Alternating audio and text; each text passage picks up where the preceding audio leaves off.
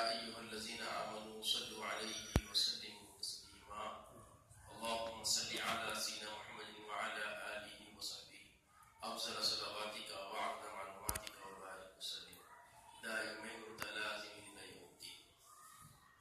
بزرگان دین، برادران اسلام، آج کی ہماری اس فقہ کی نشست میں پانی کے مسائل پر گفتگو.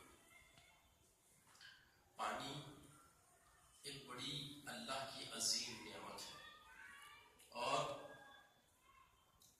پانی طہارت کے لیے بنیادی اساسی ضرورت ہے.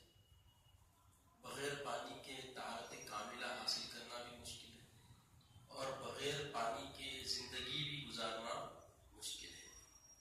ہر جاندار کے لیے پانی ضروری ہے.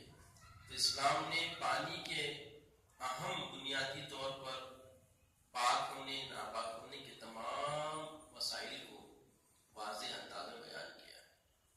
پانی کے اقسام، پانی کے بنیادی طور پہ دو قسم ہیں. پانی دو قسم کا ہوتا ہے. ایک پانی مائع مطلق ہوتا ہے اور ایک مقید. پھر مائع مطلق بھی پھر دو قسموں میں منقسم ہوتا ہے، ایک جاری اور ایک راکد. اور پھر راکد کی پھر دو قسمیں، کثیر اور خلی. تو اس طریقے سے یہ 6 قسمیں اب سامنے واضح ہوگی. پہلے بنیادی طور پہ پانی کی کلیہ قسم کیا ہے؟ مطلق اور مقید. مطلق اور مقید. پھر مطلق کی دو قسمیں، جاری اور راکد. پھر راکد کی پھر دو قسمیں، کثیر اور خلی. اب ان سب کی واضح تعریفات کے ساتھ ان کے کیا حکم ہیں، ان کے احکامات کیا ہوتے ہیں، ترتیب سے آپ کے سامنے رکھوں گا. آب مطلق کس کو بولتے ہیں؟ آب مطلق وہ پانی جس کو عام گفتگو میں، عام بول چال میں پانی کہیں اور جو پانی کے لفظ سے فوراً ذہن میں آ جائے، جیسے برسات کا پانی، دریا کا پانی، ندی کا پانی، نہر کا پانی، تالاب کا پانی، حوض کا پانی، چشمے کا پانی، کنویں کا پانی، پگھلے برف کا پانی، اولے کا پانی اور شبنم کا پانی. یہ سارے کے سارے پانی مطلق. شبنم کے پانی کو شبنم کے بوند جمع کرے تو اس میں کیا بولیں گے آپ؟ جب پورے بوند ہو گئی جگہ ہوگی تو پانی بولیں گے. برف ہے، پگھل گیا تو اس کیا بولیں گے؟ ہم پانی بولیں گے. تو یہ تھا پانی. اب آب مطلق پاک اور اس سے وضو غسل بھی درست ہے. وضو غسل بھی درست ہے اور ناپاک چیزیں بھی اس سے پاک ہو جاتی ہیں. یہ آب مطلق. یعنی اگر آپ شبنم کا پانی جمع کر لیے، شبنم بہت ساری جمع ہو گئی، وہ پانی کی شکل میں آ گئی، تو کیا وہ شبنم جو ہے جمع پاک ہے؟ نہیں ہے. اتنی پاک ہے کہ اس کو آپ جو ہے اپنے آپ کو ناپاک ہونے پر پاک کرنے کے لیے استعمال کر سکتے ہیں، وضو غسل کے لیے استعمال کر سکتے ہیں. پھر بتایا گیا کہ آب مطلق زیادہ ٹھہرے یا بند رہنے یا کسی برتن میں رکھے رہنے سے یا اس میں درختوں کے پھل پتے گرنے سے ناپاک نہیں ہوتا. جو آب مطلق جمع کر کے آپ کہیں رکھ دیے تو اس میں اگر یہ ساری چیزیں ایسے تبدیلی آ جائے، اس میں گر کے مختلف پہلو لے لیں تو بھی یہ ناپاک نہیں ہوتا. اگرچہ اس کے تینوں وصف، کیا کیا 3 وصف پانی کے کیا ہے ذہن میں اچھا رکھیں، یہ بنیادی چیزیں ہیں: رنگ، بو، مزہ. پانی کا جو رنگ ہم دیکھتے ہیں یہ اس کی اصلیت ہے، اور بو، اس میں پانی کے اندر کسی قسم کی بو پائی نہیں جاتی. اور مزہ، جب آپ پانی پیتے تو پانی کا الگ ہی مزہ ہے، اس میں کسی کی آمیزش، ملاوٹ نہیں ہوتی. بدل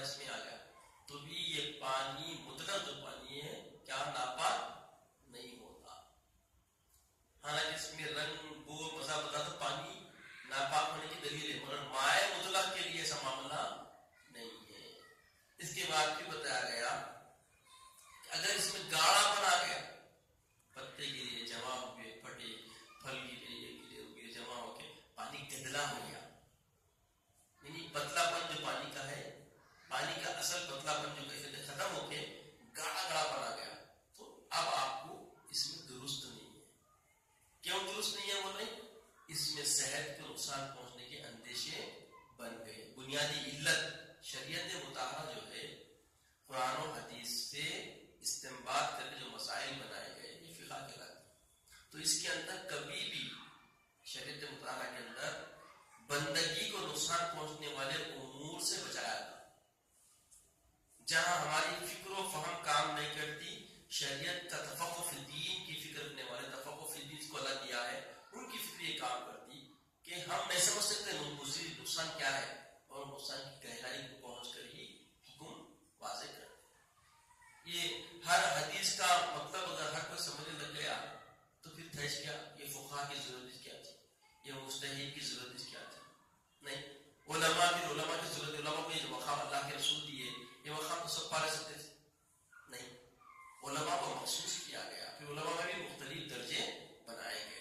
تو وہ بتاتے ہیں کہ بھئی اب ایسا پانی جو رنگ وہ مزہ بدلنے سے ناپاک تو نہیں ہوا، مگر اس میں گاڑھا پن آنے سے کیا ہو گیا، یہ پتلا پن چلے جانے سے کیا ہو گیا، یہ پانی اب درست نہیں ہے. کیا بولا ہے؟ درست نہیں ہے، ناجائز ہے، ممنوع ہے، ناپاک ہے، نہیں بولے. اب کیا ہوگا، اس کو صرف درست نہیں ہے. کیوں درست نہیں ہے؟ اب کریں گے تو نقصان ہونے کا اندیشہ ہے.